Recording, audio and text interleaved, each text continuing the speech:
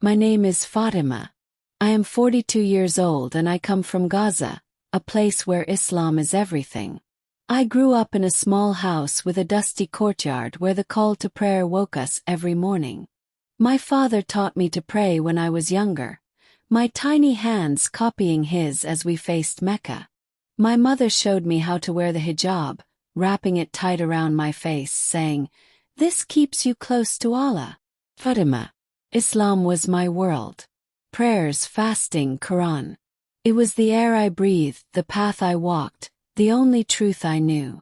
21 years later, I left Gaza with my husband, Hassan, and our 2 children at the time, Youssef and Fadila. One morning I stood at my kitchen window, watching the Birmingham rain trace patterns on the glass. The water droplets remind me of tears, perhaps my own, streaming down in quiet rebellion. At 42, I have built what appears to be a perfect life. A devout Muslim family, 3 meals on the table each day, and children who recite their prayers with precision. But beneath this carefully constructed facade, doubt has been growing like a persistent weed. "Mama, I've finished my homework," calls 8-year-old Ibrahim from the living room, his voice pulling me back from my thoughts. "Good boy," I reply, adjusting my hijab out of habit. "Have you read your Quran passage for today?" The rhythm of our days was established years ago when Hassan and I emigrated from Gaza. Morning prayers before dawn, school preparations, evening Quran studies, a choreographed dance of devotion that once brought me peace. Now each movement feels mechanical, hollow. I remember the day 3 months ago when everything began to shift. I had been working at the small clothing shop where I mend garments, my nimble fingers reattaching a button to a coat when Sarah, my Christian co-worker, approached with a cup of tea. "You look tired today," Sarah had said, placing the steaming mug beside my sewing machine. "It's nothing," I had replied. "Just some trouble with Isef. He's 16 now and questioning everything." Sarah had nodded knowingly. My son was the same at that age. It's part of growing up, finding their own way. The simplicity of Sarah's kindness, offered without expectation of anything in return, had planted the first seed of confusion in my heart. According to what I had been taught, Sarah, as a non-believer in Islam, was destined for hellfire. Yet here she was, embodying a compassion that I rarely witnessed even among the most devout at my mosque. That night, after ensuring everyone was asleep, I knelt on my prayer mat and whispered to Allah, asking for clarity, for a sign. The silence that followed was deafening. "Is everything all right?" Hassan asked later that week, catching me staring absently during dinner. "Yes, just tired," I lied, avoiding his gaze. Hassan is a good man, devoted to our family and his faith. At 45, he has worked tirelessly as a taxi driver to provide for us, never complaining about the long hours or the occasional slurs from ignorant passengers. His beard is beginning to gray, but his conviction remains as steadfast as the day we married. The accident happened on a Tuesday. I had been crossing Coventry Road when a delivery van rounded the corner too quickly. The driver later claimed he never saw me. The rain had been too heavy, the street too dark. For 20 minutes, my heart did not beat.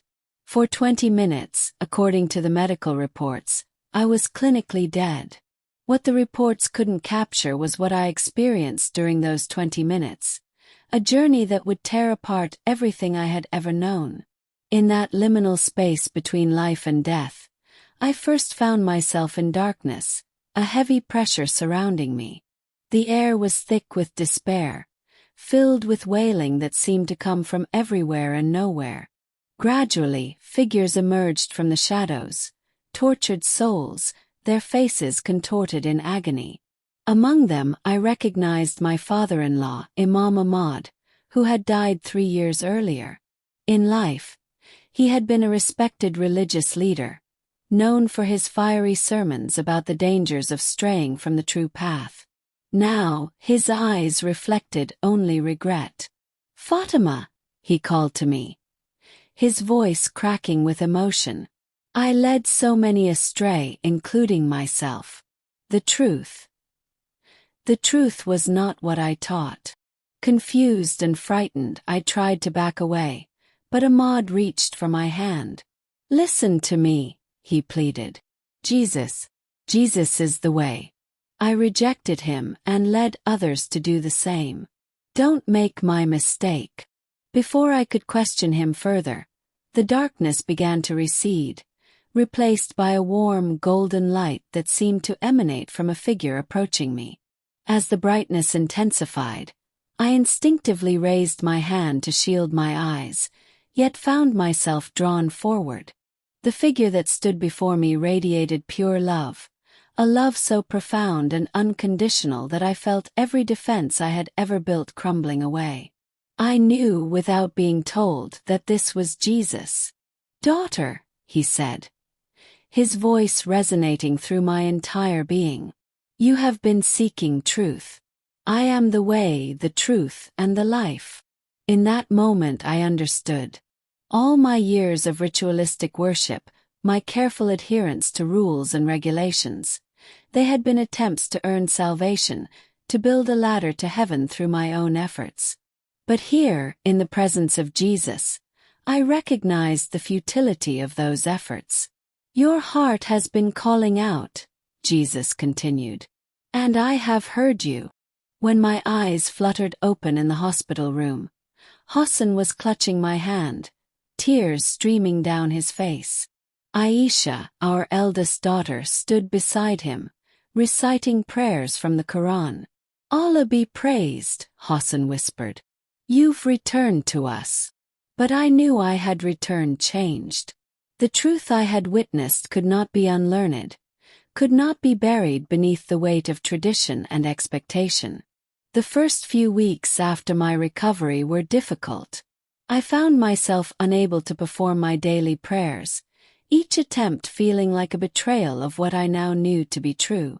I began secretly reading a Bible given to me by Sarah, hiding it beneath my mattress and studying it when the house was empty. One evening, while preparing dinner, I decided I could no longer keep my experience hidden. "Hassan," I said, my voice trembling slightly as I set down the knife I had been using to chop onions. "There's something I need to tell you." Hassan looked up from the newspaper he was reading, his expression curious. "What is it?" I took a deep breath. When I died for those minutes during the accident, I saw something. I experienced something that has changed everything for me. I recounted my journey, the darkness, the encounter with Imam Ahmad, and finally my meeting with Jesus. As I spoke, Hassan's expression transformed from curiosity to disbelief, then to anger. "This is blasphemy," he hissed, pushing away from the table. "The doctors said you might have hallucinations from the medication. This isn't real, Fatima." "It was real," I insisted, tears welling in my eyes. "More real than anything I've ever experienced." The argument escalated, voices rising until Isef and Aisha appeared in the doorway, their faces etched with concern. "What's happening?" Aisha asked, her dark eyes darting between us. Hassan composed himself quickly. "Nothing, Habibti. Your mother is just tired from her recovery. Go back to your studies." But the tension remained, a heavy presence in our home that affected everyone. I tried to continue as before, preparing meals, helping with homework, maintaining our home, but my heart was elsewhere. I found myself whispering prayers to Jesus when alone, feeling a peace and connection I had never known in all my years of Islamic devotion. The real troubles began when Zab, our 10-year-old, caught me reading my Bible. "What's that, Mama?" he had asked innocently. Before I could formulate a careful response, I found myself sharing simple stories about Jesus.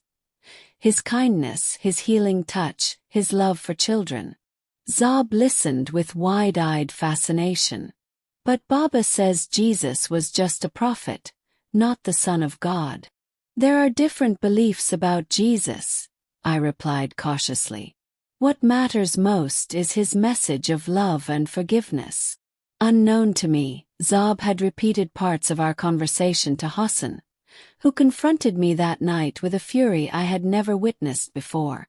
"You are poisoning our children's minds," he shouted, slamming his fist against the wall. "This stops now, or I swear by Allah." "Don't," I interrupted, a newfound courage filling my voice. "Don't use his name to threaten me. I've seen the truth, Hassan. I can't pretend otherwise, not even for you." The weeks that followed were filled with escalating tensions. Word spread through our community about my mental breakdown following the accident. Friends who had once welcomed me now averted their eyes. The Imam from our local mosque visited, attempting to counsel me back to the straight path. Through it all, I held on to what I had experienced, drawing strength from my secret readings and my growing friendship with Sarah, who had introduced me to a small group of former Muslims who had found faith in Christ. Hassan's behavior grew increasingly controlling. He monitored my phone calls, restricted my movements, and even suggested we return to Gaza for healing. The threat of returning to Gaza was particularly alarming. I knew that apostasy, leaving Islam, carried severe consequences there. And there was something else, something Hassan had mentioned in passing that chilled me to the bone. Arrangements were being discussed for 16-year-old Aisha to marry a cousin back in Gaza. One night, after a particularly heated argument during which Hassan had grabbed my arm hard enough to leave bruises, I made my decision. I couldn't save all my children, not yet, but I could protect the youngest. With the help of my Christian support group, I planned my escape. While Hassan was at work and the older children at school, I packed essential belongings for myself, Zob, and Ibrahim, leaving behind a letter for Isef and Aisha explaining my actions and promising to find a way for us to reunite. The journey to Ireland was a blur of anxiety and prayer.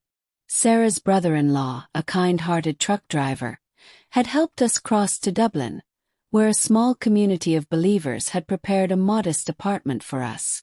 Now, 3 months later, I sit by another window, this time watching the Irish rain.